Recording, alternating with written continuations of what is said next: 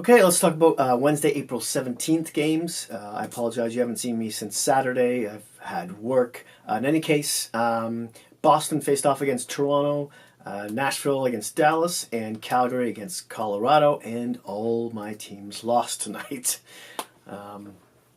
Let's start with the Bruins versus the Maple Leafs. First period, McAvoy gets his first of the playoffs on a power play, assisted by Coyle and Grechlik. McAvoy had a really good game tonight, and Boston just got the jump on the Leafs in the first period, really. Boston then goes up 2-0. The home crowd is just stunned. Marchand gets his second of the playoffs, assisted by McAvoy, there he is again, and Heinen. At this point, Pastrnak is playing on the second line, but then he gets bumped up back to the first line later in the game. But before the first period is over, Toronto makes it 2-1 and starts to change the momentum of the game. That's scored by Hyman, assisted by Riley and Tavares. Second period comes out. Matthews, on sort of a nice individual effort, gets his second goal of the playoffs, a snapshot that just squeaks in between the arms of Rask. That's assisted by Johnson and Hainsey. And then Boston takes back all that momentum. Pastrnak, who's by then thrown back onto the first line, gets his first goal of the playoffs because, he's been pretty quiet so far, assisted by Marchand, his second point of the night, and Bergeron. There you are. There's that first line. And then Boston gets a power play. So who do we see?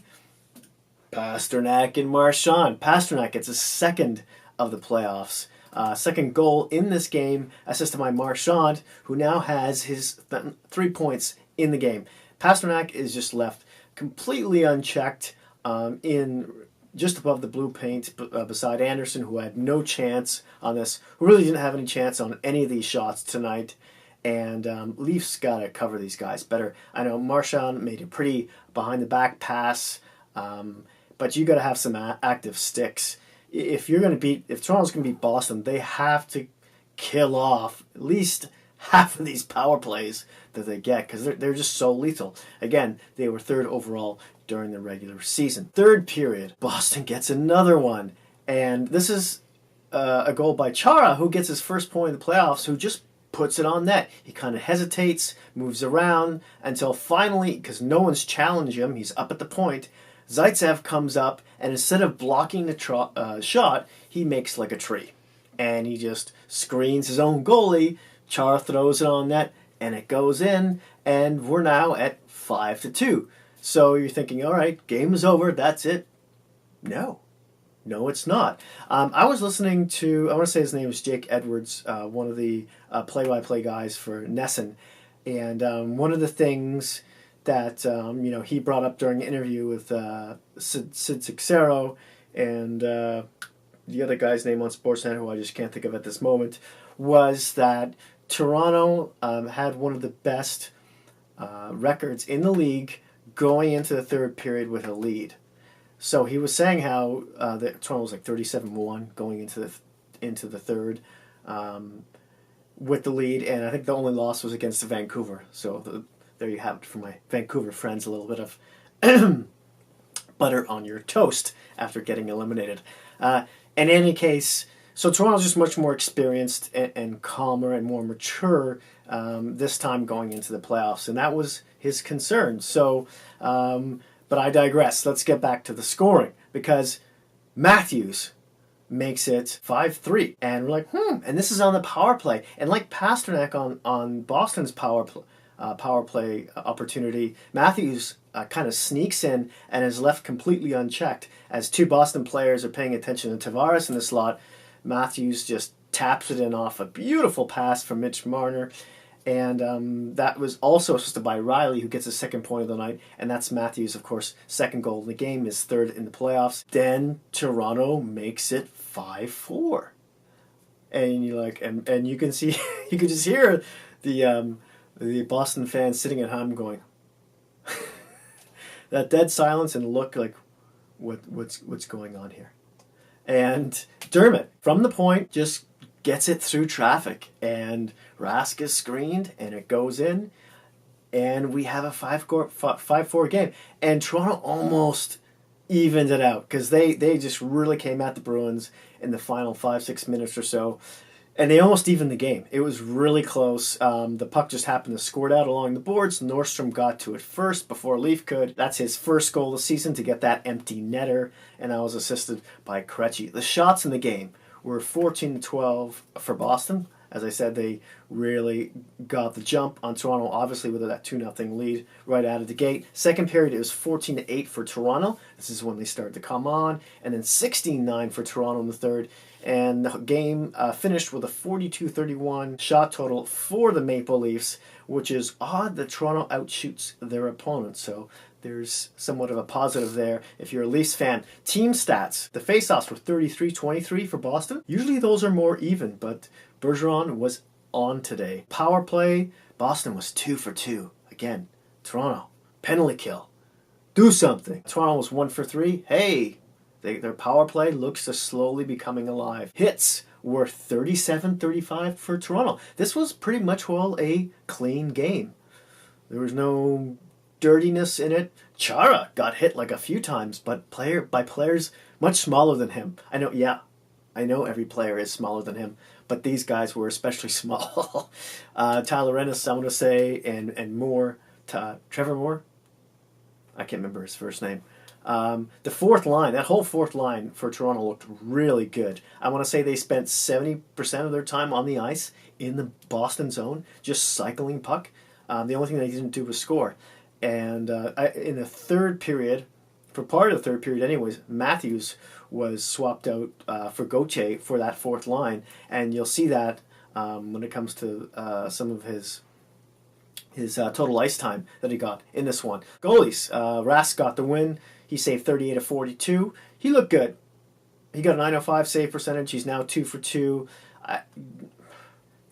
Toronto just didn't get as many high danger chances, I don't think, as Boston did, although Toronto really did turn it on in the last half of the game. And yeah, he did make a couple of good stops as well. The loss goes to Frederik Andersen, who saved 25 of 30, .833 save percentage, and is now 2 for 2.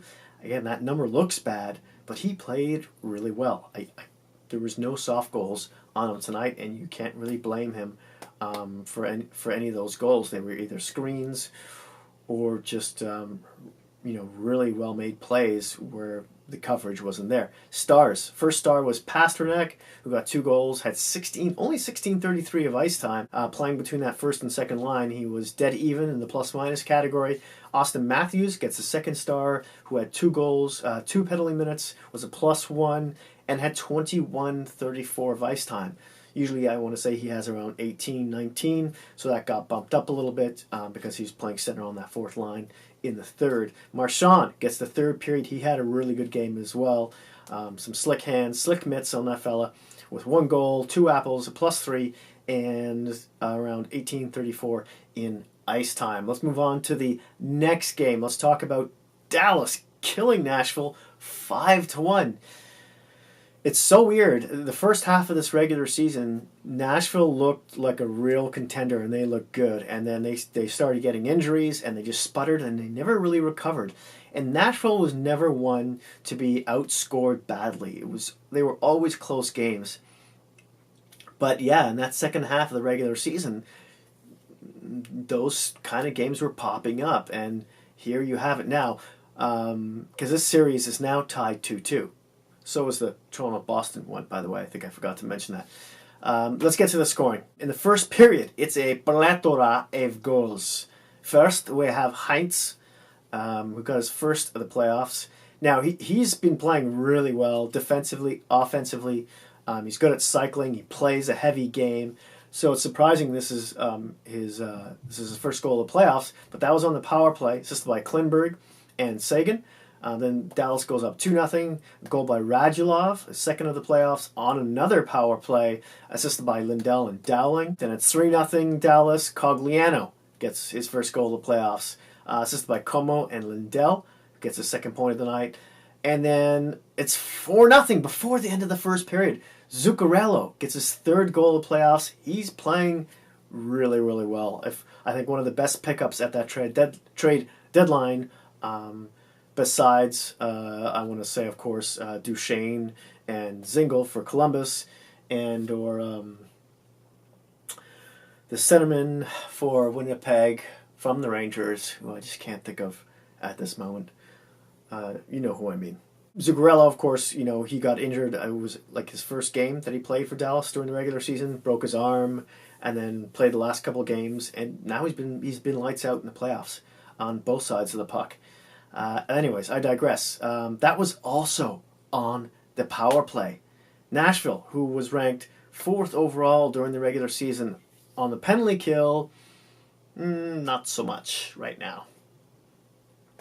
So, yeah, that's what's going on. That's 3 power play goals in the first period. That looks like a little bit of undisciplined play and poor penalty kill. Now, I didn't see a lot of the first. I saw some highlights. I saw mostly the third period and a little piece of the second because I was just glued to the Boston-Toronto game for the most part. But in any case, second period in this game, Hintz gets his second goal of the night, assisted by Klingberg, who now has 3 points on the evening. And then in the third period, Predators ruined Bishop's shutout take, and he gets his second goal of playoffs. And let's talk about shots. It was 11-10 for Dallas in the first, 10-8 for the Predators in the second, 15-10 for the Predators in the third, and overall it was 35-29 Nashville in shots. So they got some rubber on that, but obviously Bishop was really good, as he was in the last game, even though it was a loss, but their chances weren't good enough. The finish wasn't there. Team stats. Face-offs were 40-35 for Dallas. Power play, Dallas goes 3 for 6. Nashville goes 0 for 2. That's not surprising because, as I mentioned in every video with Nashville, they had the worst power play in the league during the regular season.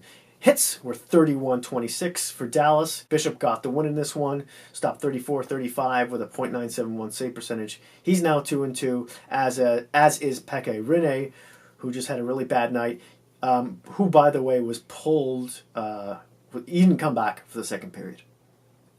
He was pulled in the game, and Saros stepped in. So Rinne saved 4 of 8 with a .500 save percentage. The 3 stars of the night are all Dallas stars. First one goes to Hintz, who had 2 goals. It was a +1 with just under 15 minutes of ice time. Second star was Klingberg, who got 3 apples, had a +2, and was just over 20 minutes, which seems a little bit low for one of your best defensemen. And then Bishop gets a 3rd star, of course, had another great outing with a .971 save percentage on the night.